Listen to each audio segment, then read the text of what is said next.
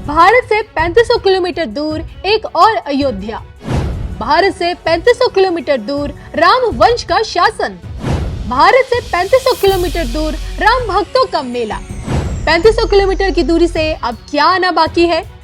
राम के नाम पर थाईलैंड से क्या मंगवाया गया? देखिए सिर्फ धर्म ज्ञान पर। नमस्कार, मैं हूँ आपके साथ कविता राणा। शिप्रा किनारे बसी अयोध्या इस वक्त संवर रही है, सज रही है और सुंदर होती जा रही है, क्योंकि देखिए हमारे और आपके सपनों का राम मंदिर पूरी भव्यता के साथ धरातल पर साकार हो रहा है। 22 जनवरी की तारीख और अभिजीत मुहूर्त 500 वर्षों के इंतजार के बाद रामलला गर्भगृह में पधारेंगे। वैदिक अनुष्ठान के साथ रामलला की प्राण प्रतिष्ठा की जाएगी और इसी दिन के प्रत्येक पल को खास बनाने के लिए तैयारियां जोरों पर हैं। विशेष अतिथि गणों के साथ साथ 4 लाख साधु संतों को न्योता भेजा गया है। 155 देशों की पवित्र नदियों से बकायदा जल मंगवाया गया है, वहां से जल लिया गया है ताकि रामलला का जलाभिषेक किया जाए। प्रभु राम के नाम पर 62 करोड़ भक्तों में प्रसाद भी बांटा जाएगा। गर्भगृह में पहली आरती जोधपुर के देसी घी से होगी और इसी कड़ी में अब देखिए 3500 किलोमीटर दूर थाईलैंड से कुछ ऐसा मंगवाया गया है जिसका इंतजार प्रत्येक राम भक्त को इस वक्त है।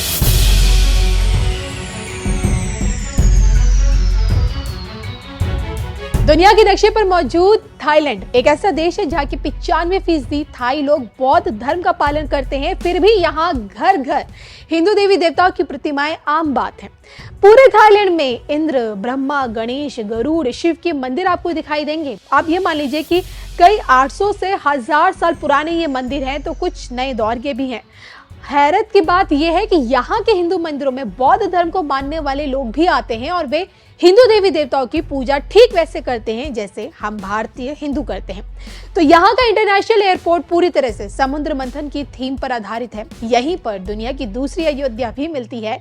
यहाँ रामायण न सिर्फ पढ़ी जाती है बल्कि रामायण को रामलीला के समान ही दर्शाया भी जाता है।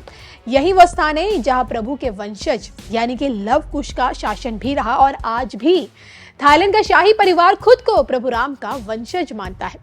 तो थाईलैंड का यही रामायण कनेक्शन उन्हें भारत की सनातन संस्कृति से जोड़ता है और इसी रिश्ते नाते पहले थाईलैंड की 2 नदियों से जल मंगवाया गया था और अब देखिए थाईलैंड से मिट्टी लाई जाने की तैयारी है। जी हाँ, इस बार राम मंदिर के उद्घाटन से पहले एक विशेष मिट्टी उपहार के रूप में थाईलैंड भेज रहा है और इसको लेकर मंदिर ट्रस्ट के महासचिव चंपत राय ने बकायदा ट्वीट कर फोटो भी शेयर कर इस बात की जानकारी दी है कि प्राण प्रतिष्ठा के लिए एक वस्तु को उच्च गुणवत्ता को ध्यान में रखकर चुना जा रहा है। हर वस्तु को देश भर के संत और राम भक्त अनेक रूप में रामलला के लिए अपनी सेवाएं भी अर्पित कर रहे हैं और थाईलैंड की अयोध्या के राजा रामा ने वहां के रज अयोध्या के लिए भेजी है। कंबोडिया से हल्दी को भी श्री राम की सेवा के लिए स्वीकार किया गया है। तो सोचिए, थाईलैंड की मिट्टी और कंबोडिया से हल्दी। गौर करने वाली बात है कि राम का नाम सिर्फ भारत तक बिल्कुल सीमित नहीं है। प्रभु राम की भक्ति से दुनिया का कण कण जुड़ा है और इस कारण आज जब दुनिया प्रभु राम का भव्य मंदिर बनता देख रही है तो ऐसे में अपनी तरफ से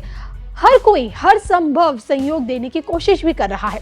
मंदिर निर्माण समेत रामलला की दिव्य प्रतिमा का निर्माण भी अब अंतिम चरण में है। जी हाँ, 3 अलग अलग पत्थरों में अलग अलग कारीगरों द्वारा 5 वर्ष के बाल रूप में रामलला की प्रतिमा को बनाया जा रहा है। 20 दिसंबर को फाइनल प्रतिमा को चुन लिया जाएगा और हालांकि देखिए यहाँ गौर करने वाली बात यह है कि मंदिर के गर्भगृह में 2 प्रकार की प्रतिमाएं होंगी। जी हाँ, जिनके आप दर्शन कर पाएंगे। एक प्रतिमा अचल प्रतिमा होगी, दूसरी होगी उत्सव प्रतिमा, जिसे तीज त्योहारों में नगर भ्रमण करवाया जाएगा। ठीक वैसे ही जैसे कि उड़ीसा में प्रभु जगन्नाथ की रथ यात्रा जैसे हर साल निकाली जाती है।